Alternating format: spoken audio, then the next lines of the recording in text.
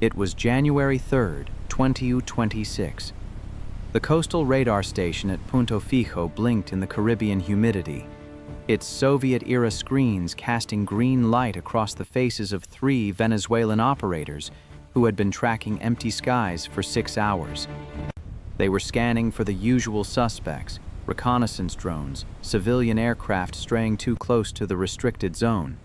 But their equipment, upgraded just 18 months earlier with Chinese digital filters, was designed to ignore returns smaller than a Cessna. That technical threshold would prove fatal. At exactly 0417 local time, the lead operator noticed something. Not a radar contact, but the absence of one. A shadow in the data. He reached for the encrypted phone to Caracas and hesitated, thumb hovering over the dial button, because reporting a gap in coverage could mean accusations of incompetence, or worse. In Venezuela's security apparatus, uncertainty was more dangerous than silence. By the time he made the call, American Special Operations Forces were already 20 kilometers inside Venezuelan airspace. The incident at Punto Fijo would become the most analyzed security breach in South American military history. Not because it was unprecedented, but because it revealed how catastrophically modern air defense networks could fail when designers assumed they understood the enemy's capabilities. The question that paralyzed intelligence analysts from Brasilia to Moscow was simple. How did aircraft penetrate a radar network that Venezuela had spent $200 million to modernize? The answer lay not in stealth technology, but in something far more elegant and far more unsettling. To understand what happened that morning, you need to understand what Venezuela's military leaders believed was impossible. They had built their defensive doctrine around a single assumption: that American penetration of their airspace would follow the patterns established in Iraq, Libya, and Syria. High altitude, bombers, cruise missiles, stealth fighters flying pre-programmed routes. Their entire defensive philosophy was calibrated for threats that announced themselves with heat signatures, engine noise, and radar cross-sections measured in square meters. The Maduro government had invested heavily in this belief. Between 2020 and 2025, Caracas purchased S-300 derivatives from Belarus, integrated Chinese JY-27A wideband surveillance radars, and deployed overlapping coverage zones that defense contractors promised would create an impenetrable bubble over critical installations. On paper, the system could detect aircraft at ranges exceeding 300 kilometers. On paper. In practice, the Venezuelan air defense network had 3 critical vulnerabilities that its operators didn't recognize as vulnerabilities at all. The first was the digital filter system designed to reduce false alarms from weather, birds, and interference. The second was the assumption that any serious incursion would involve multiple aircraft in formation. The third was the belief that American special operations relied on speed and surprise rather than patience and deception. All 3 assumptions were wrong. If you're finding this deep dive into modern military operations fascinating, make sure to subscribe. We analyze the tactical decisions and technological gambits that shape geopolitical power, breaking down exactly how doctrine meets reality. Hit that subscribe button so you don't miss our next investigation. The American planning for what would become known as Operation Silent Entry began 9 months before the Punto Fijo incident in April 2025, when intelligence analysts at Fort Liberty received updated assessments of Venezuela's radar modernization program. The briefing documents included technical specifications purchased from a Chinese subcontractor, maintenance schedules extracted from intercepted communications, and something more valuable than either, testimony from a radar technician who had defected to Colombia. The technician described how the Chinese systems were configured to prioritize high-value targets. Anything moving slower than 90 knots was automatically filtered as clutter. Anything smaller than 2 square meters of radar cross-section was categorized as a potential drone and assigned low priority. The system was optimized for efficiency, designed to prevent operator overload by hiding information deemed irrelevant. That single detail changed everything. American planners realized they didn't need to defeat the radar. They needed to speak its language. They needed to become the kind of target the system was designed to ignore. The aircraft selected for the mission were not the stealthy, angular platforms that dominate headlines. They were modified light aircraft, commercial design stripped down and rebuilt with one purpose: to appear exactly as threatening as a lost Cessna charter flight. Maximum speed was kept below 85 knots. Radar cross-section was deliberately increased with reflectors tuned to mimic general aviation profiles. Transponders broadcast civilian identification codes. From the perspective of Venezuelan radar operators, these aircraft would register as exactly what they appeared to be: civilian traffic, possibly smugglers, definitely not worth scrambling interceptors for. The genius of the approach was its humility. Instead of trying to be invisible, the mission planners chose to be boring. Training for the operation consumed 5 months. Pilots rehearsed low-level navigation using night vision exclusively, maintaining precise speeds and altitudes that would keep them beneath the threshold where radar systems transitioned from passive monitoring to active tracking. They practiced over the Gulf of Mexico, flying profiles that mimicked the approach routes into Venezuela, learning to navigate by terrain features rather than GPS, which could be jammed or traced. The mission plan called for 4 aircraft flying independently, separated by 15-minute intervals, each carrying a 6-person team. Total payload: 24 operators with equipment weighing less than 200 kilograms per aircraft. No heavy weapons. No communications equipment that would emit trackable signals. Everything was calibrated for the infiltration phase. The exfiltration would rely on different methods entirely. Weather was the critical variable. The mission required low clouds to mask visual observation, but clear enough conditions to permit navigation by terrain. It required wind from the northeast to carry engine noise away from coastal observation posts. It required darkness but not the new moon, because some ambient light was necessary for the final approach. On December 30th, 2025, meteorologists confirmed a weather window opening on January 3rd that would last approximately 6 hours. The operation was authorized. At 02:30 on the morning of January 3rd, the first aircraft lifted off from a forward staging base in Aruba. The pilot, a warrant officer with 4,000 hours in unconventional aviation, kept his heading due south, climbing to only 800 feet before leveling off. His airspeed settled at 78 knots. On radar, if anyone was watching, he would appear as a contact moving with the speed and altitude profile of a cargo flight or a wealthy tourist headed for the mainland. No one was watching. The Venezuelan coastal radar network, for all its sophistication, suffered from the same problem that plagued air defense systems worldwide. Too much data, not enough analysts. On any given night, hundreds of contacts moved through Venezuelan airspace.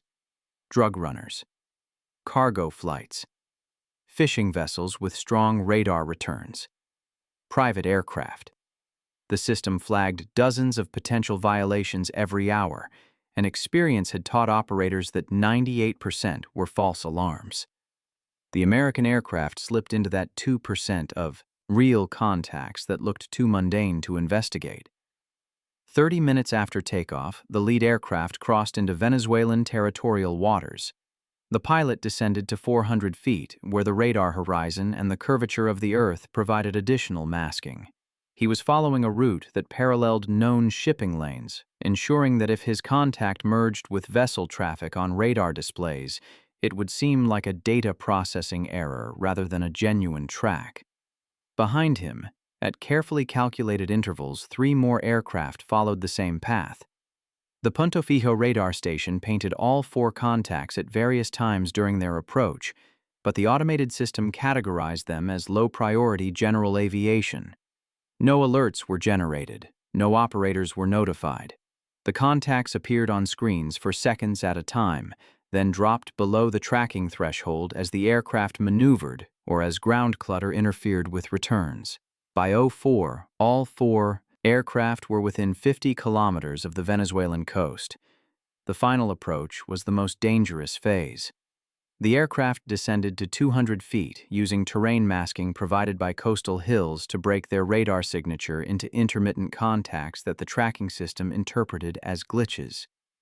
They were flying below the altitude where most radar systems maintain reliable coverage, exploiting the dead zones that exist in every network, no matter how sophisticated. At 04:15, the first aircraft crossed the coastline at a point between two radar installations, threading through a gap in coverage that American intelligence had identified through months of signal analysis. The pilot reduced speed to 60 knots, barely above stall speed, and followed a dry riverbed inland. His navigation was pure dead reckoning now, guided by infrared imagery and terrain features memorized from briefings. 2 minutes later, he landed on a dirt road 40 kilometers from the coast. The entire team was on the ground and dispersed into cover positions within 90 seconds. The aircraft was camouflaged and abandoned. It would be discovered 3 days later by local farmers who thought it was a drug smuggling operation gone wrong. 3 more aircraft followed the same procedure, landing at separate locations within a 20-kilometer radius. By 05, all 24 operators were on Venezuelan soil, and the first phase of Operation Silent Entry was complete. Caracas had no idea they were there. The immediate objective was not, as later speculation would suggest, to conduct raids or capture high-value targets. The mission's purpose was simpler and more devastating: to demonstrate that Venezuela's air defense network could be defeated not with billion-dollar technology, but with patience, planning, and an understanding of how modern radar systems actually function, rather than how their operators think they function. For 72 hours, the American teams remained in position, conducting surveillance of military installations, mapping communication networks, and collecting electronic intelligence. They operated in cells of 6, moving only at night, avoiding all contact with civilians. Their presence was designed to be invisible until the moment Washington chose to reveal it. That moment came on January 6th.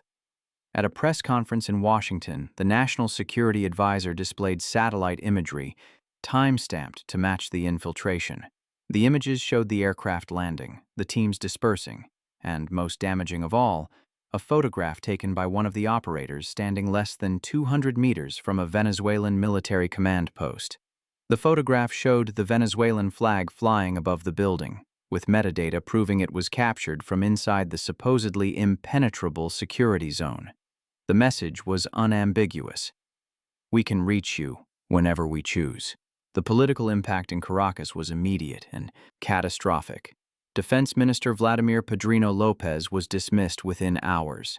The head of the Integrated Aerospace Defense Command was arrested. 3 radar station commanders were relieved of duty. Maduro himself appeared on television to denounce the incursion as an act of war, but his anger could not conceal the fundamental truth that the incident had exposed. Venezuela's air defenses, despite their cost and sophistication, had been rendered irrelevant by an adversary who understood their limitations better than their own operators. The technical post-mortem conducted by Venezuelan and allied Russian advisors identified the specific failure points. But understanding what went wrong did not make the problem easier to solve. The radar systems had functioned exactly as designed, filtering out contacts that matched the profile of low-priority targets. The operators had followed proper procedures, investigating the contacts that the system flagged as genuine threats. The problem was not mechanical or procedural. It was conceptual. Venezuela had built an air defense network optimized to counter the threats of yesterday: fast jets, cruise missiles, high-altitude bombers, while the actual threat arrived slowly, quietly, and deliberately, disguised as something too mundane to worry about. This vulnerability was not unique to Venezuela.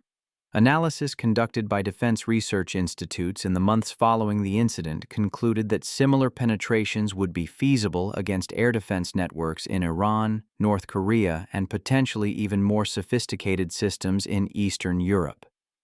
Any network that relied on automated filtering to manage operator workload could be exploited by adversaries willing to sacrifice speed for stealth.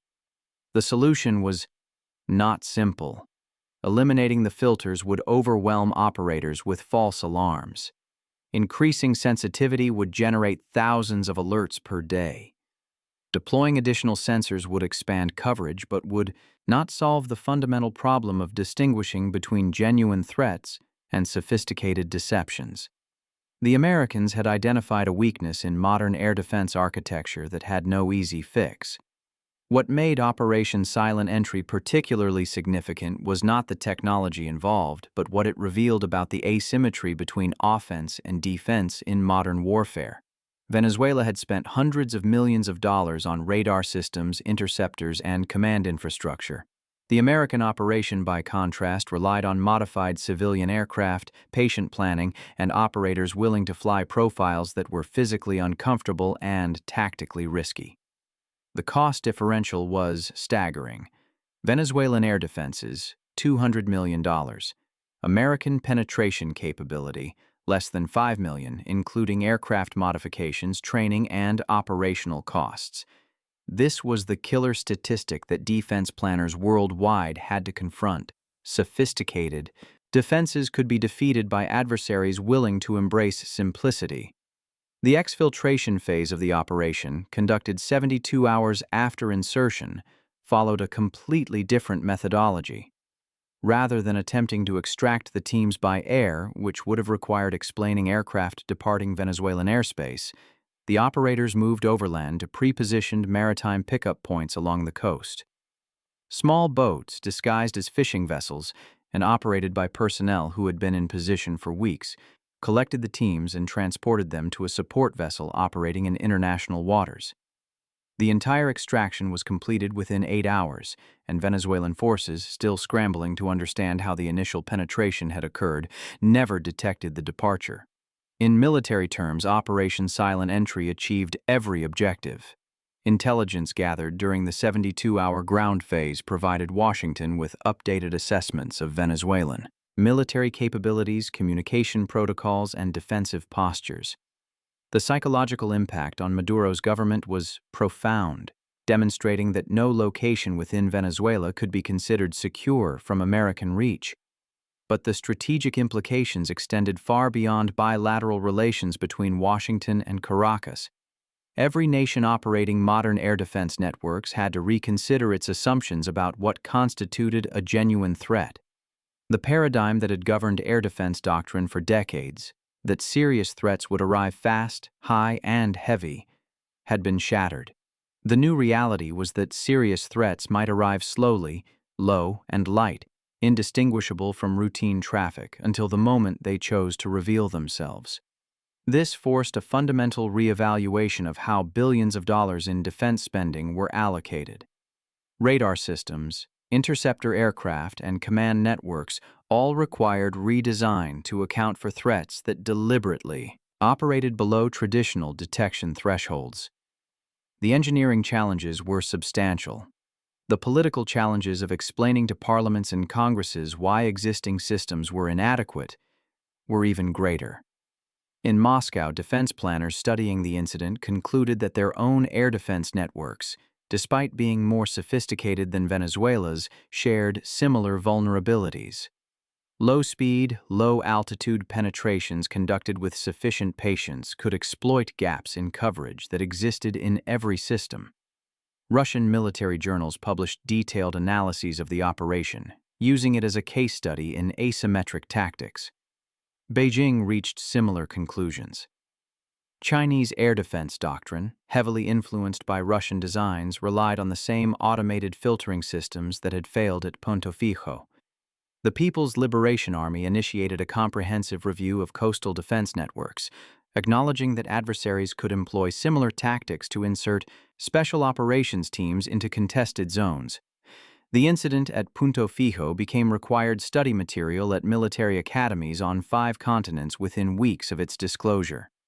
For Maduro's government, the damage was not merely military but political. The operation demonstrated that Venezuela's alliances with Russia, China, and Iran had not provided security against American capabilities. Caracas had invested heavily in relationships with Washington's adversaries, purchasing their weapons systems and adopting their tactical doctrines, and those investments had proven worthless when tested. Opposition groups within Venezuela seized on the incident as proof of government incompetence. Even Maduro's supporters struggled to defend the failure. The narrative that Venezuela was building an impregnable defense against American aggression had been central to the government's legitimacy, and that narrative had collapsed in a single morning. The political aftershocks continued for weeks. Caracas expelled American diplomats, closed maritime boundaries, and intensified rhetoric against Washington, but these actions could not restore the credibility that had been lost. The government had been embarrassed on a global stage, and no amount of defensive posturing could erase that fact. The broader lesson of Operation Silent Entry was uncomfortable for defense establishments worldwide. Complexity does not guarantee security. Venezuela's air defense network was a marvel of modern engineering, integrating sensors, command systems, and interceptors into a coordinated whole.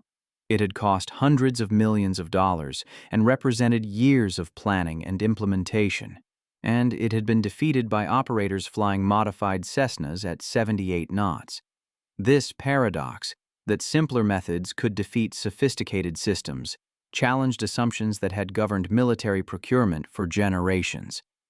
Defense contractors sold complexity, promising that more advanced systems would provide greater security. Operation Silent Entry suggested the opposite, that complexity created new vulnerabilities, new points of failure, new opportunities for adversaries who understood how to exploit the seams between automated systems and human judgment. The incident also revealed the limits of technology transfer.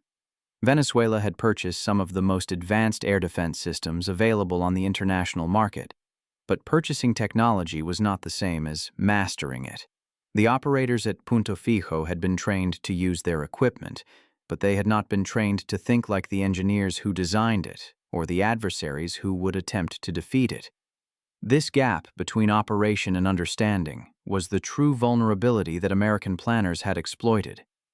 In the weeks following the operation, several nations quietly approached Washington, seeking information about how to defend against similar tactics.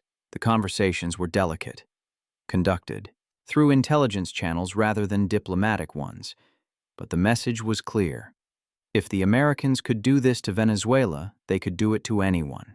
The American response was carefully calibrated. Some defensive techniques were shared with close allies, others were withheld.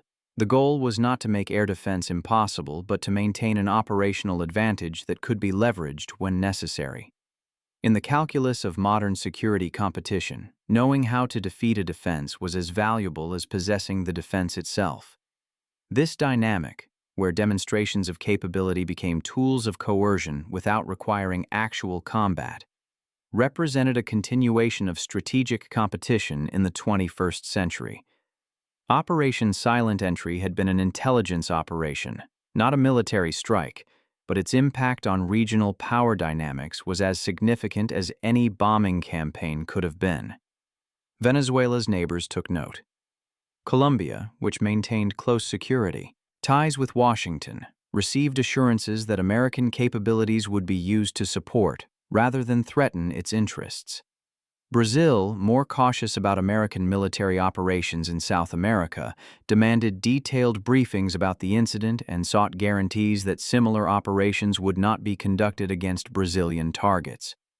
These diplomatic conversations underscored the reality that military capabilities existed within political contexts. The same operational methods that undermined Maduro's government could theoretically be employed against any nation, but whether they would be employed depended on strategic interests, not technical feasibility. The legacy of Operation Silent Entry continues to unfold, but certain conclusions are already emerging. The operation demonstrated that air defense networks, no matter how sophisticated, remain vulnerable to adversaries who understand their design logic and are willing to operate outside the parameters those systems were built to counter.